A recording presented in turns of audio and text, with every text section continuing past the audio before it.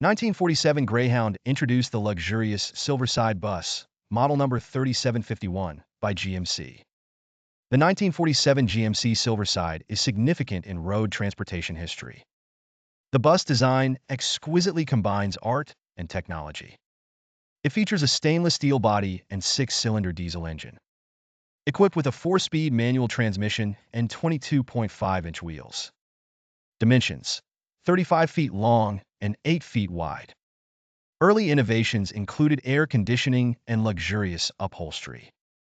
Comfortable seats and large windows enhanced passenger experience. It boasted a state-of-the-art audio system for entertainment.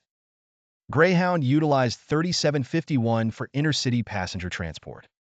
Other companies used it for tourist transport. The Silverside became an iconic symbol in American culture. Meticulous restoration preserved the bus's original technology. Restored upholstery and seats recreate the 1947 ambience. Now a key exhibit in American museums. Participates in exhibitions and inspires artists and designers. Celebrates the golden age of buses and American cultural heritage.